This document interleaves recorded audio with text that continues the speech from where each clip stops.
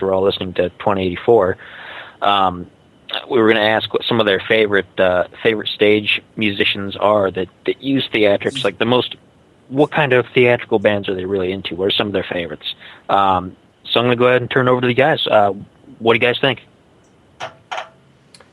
Me personally, I grew up, started with the good old, like hair metal era, like Motley Crue and stuff.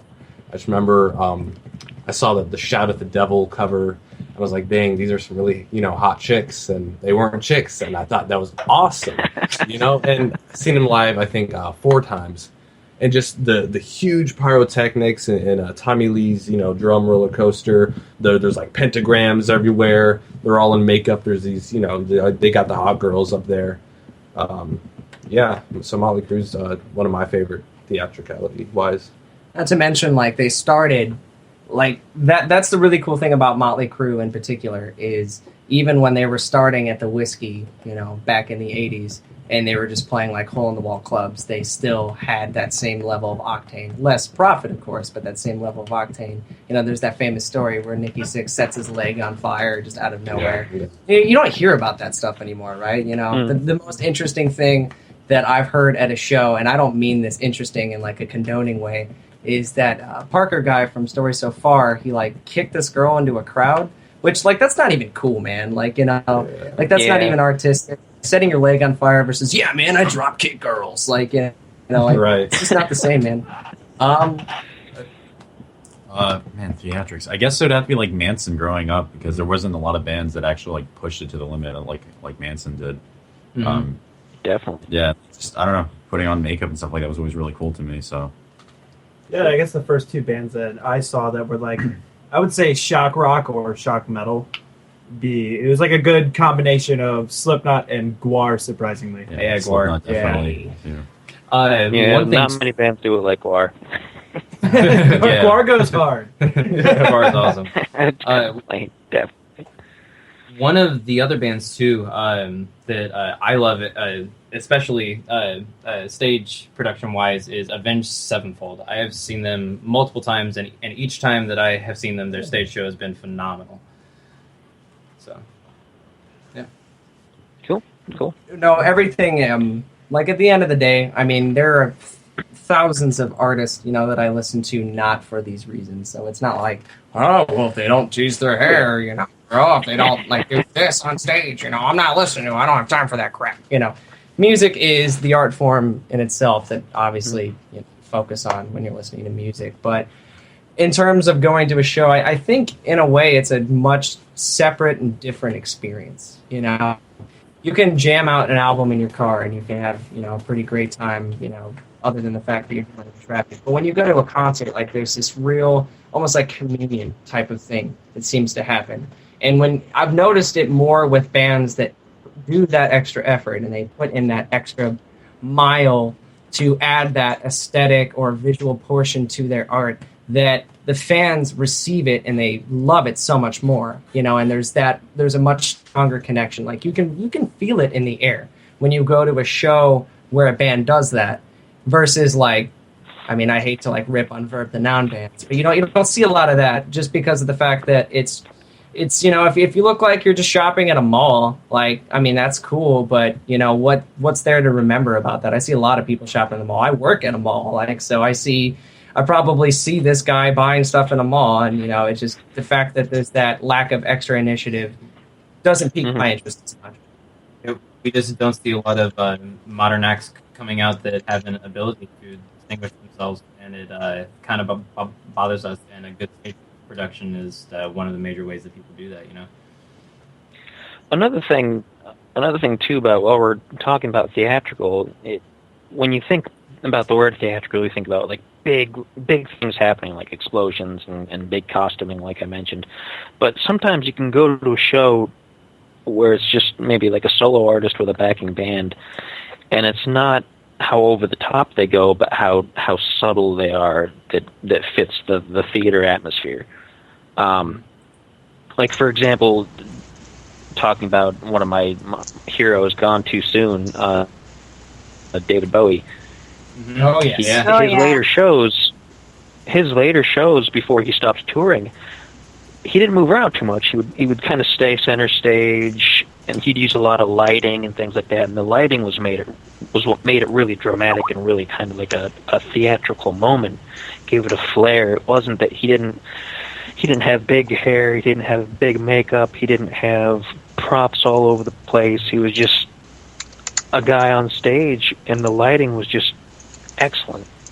Of course, but obviously, you know, since we're talking about David Bowie here, and, you know, there's no doubt he was an amazing musician in every capacity, but where he started, you know, like his founding, oh, yeah. You know, his mark left on the genre and society as a whole, you know, introducing, well, maybe not introducing, but making to a more prominent, you know, way of, you know, androgyny and, you know, a little bit more of a frontal sexuality. Mm-hmm. You know, obviously, like, one of the biggest things that David Bowie's known for is actually his crotch and Labyrinth, you know. His entire essence of him as a person, yeah. you know, even just as a musician, had that push of sexuality, you know, that kind of, you know, every time, you know, and that's what it is, you know, there's always artists that come along. And in my opinion, the first one was Elvis, that, you know, pushed that societal brim of what is and isn't okay. And obviously we're in 2016 now, and some of the stuff we were all pissed off about in 1950 is ridiculous to us. That's a really interesting thing to kind of watch over time, especially in rock music and its founding and its progression. Is there's always been that trace of that. You know, it's the biggest bands, like, in some form, like, even if they're not doing it visually, they're still adding an element to that push of either sexuality or maybe violence or perspective, something. Mm-hmm. They're doing something to kind of pull the teeth a little bit of society, but it makes the teeth longer in a way. It's not like yanking them out. It's not about inducing like pain or anything like that. But, like, that's a real cool thing. And Prince is obviously a great example of that too. You know, him and Bowie left a very profound, you know, and, you know, and that's the whole thing. Like, that's the crazy thing that I think about. Is, you know, it's 2016 now. Kiss is one of the biggest bands, or had been the biggest bands. You know, there's a lot of bands that have done, you know, have walked down the same road that we're trying to go down. I can't imagine how slightly terrifying and, in a way, like, inspiring, you know, someone like Prince or David Bowie, you know, saying, you know, screw it. I'm going to put on this makeup. I'm going to look like a chick. I'm going to go out to this show at this random club and get called a faggot a bunch, and I'm going to keep doing it, and I'm going to become one of the most, you know, profound musicians of all time. Obviously, he wasn't thinking that at the time, but that's how it worked out, you know. And artists that do that, that are willing to take that dive and do something new and inspiring and, you know, just, it's hard to come up with words for it, but artists that are able to push that envelope and have the courage to push it are the ones that we respect the most. Oh yeah, definitely. And really to be unapologetic either, like, just be like, hey, I'm going to do this, and I don't care if you like it or if the record label likes it. This is what my fans like, and this is what I want to present to them. And that's rock and roll, man. This is my art. This is Spider in here in the chat room. She said Nine Inch Nails puts on a really good show, and that's true. Oh, they do. Oh my goodness. Favorite band of all time. I've seen them, what is it, 8 times? I think it's 9 times. Yeah, and it's always spiritual experience. Now, if we're going to get into more theater actric musicians, the band that I perform with called Super Geek League, they are very more like, if you go, you ever go into a circus? You see the trapeze and the clowns and acrobats. Now, put that with a rock group. That's basically what Super Geek League is. You know, I'm one of the jesters. I dress as a jester. We got clowns, we got balloons, graffiti, you name it, galore. The only thing we don't have is lions. But you know, Floyd will probably get lions. Don't give him any ideas. Oh, I know he will. But that's what we do too. I mean, we've put on a big, huge show. We don't want. When you come into an SGL show, we wanted to bring a circus with music on it. We want to be different than just being on the show, just go on the stage and play. You know, we want to get the whole entire crowd involved with it when you come to the shows. That's the most important part. Yeah, exactly.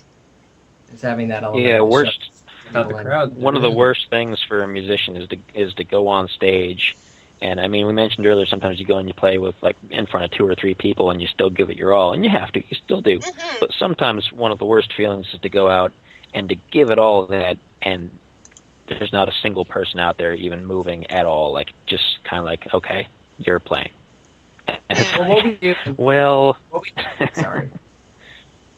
What we do in that situation, I mean, when we rehearse, we do, in our practice space, we have all the lights set up that we, are going to be using live shows, all the props and everything like that. We turn off all the lights and essentially try to immerse ourselves in that same type of feeling. We're doing it to a wall. So if it's a situation where there's only 3 or 4 people in the crowd, and even if they're just like texting or something like that, screw it, man. We'll just rehearse and we'll just do it the same way that we, do it in the basement, going as hard as we can. I mean, it's kind of funny whenever I'm telling the wall to get the hell up. It's probably not what I really say, but but it's all, to me, it's just as thrilling because music is such a enthralling experience, and that's the reason why we're all here, of course, is because we all understand that.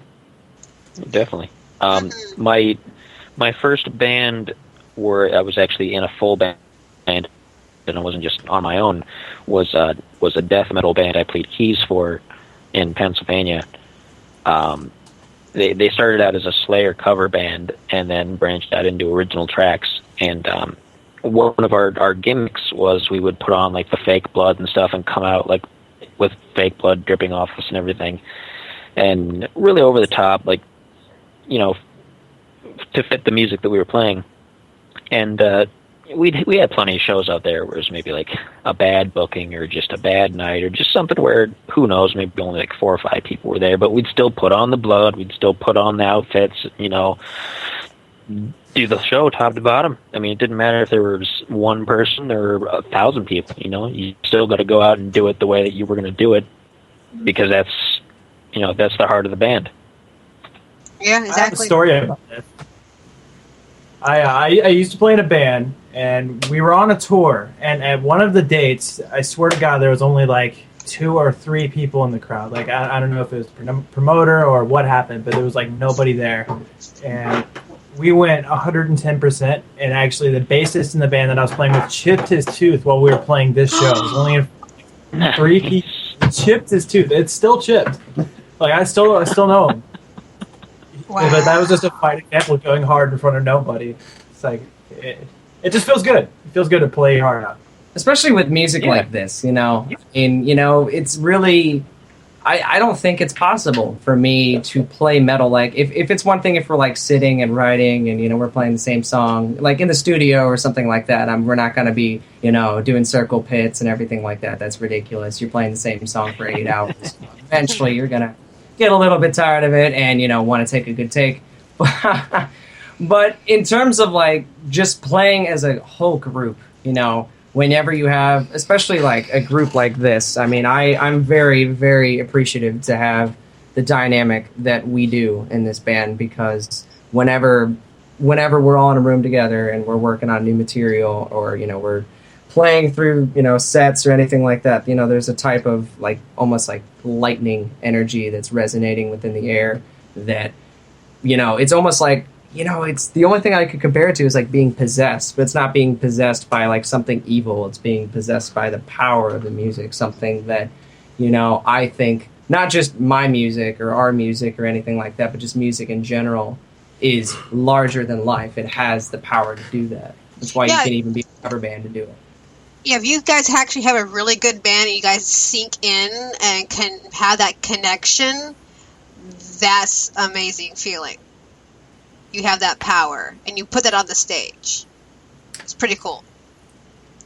It's just what you have to do. And I mean, like, the other thing is too, is, there's so much competition nowadays for people's attention. Now that recording equipment and music equipment and everything like that has reduced in price over the past 15 years, and the technology is kind of modernized in a way to where you can, if you wanted to, record a song on an iPhone, which I don't recommend doing, but you can. You have the freedom to do it with the technology available at hand, and everybody has an iPhone. There's a lot of saturation. So I think that especially in the way that the music industry is at the moment, where most people are streaming and everything's really quick with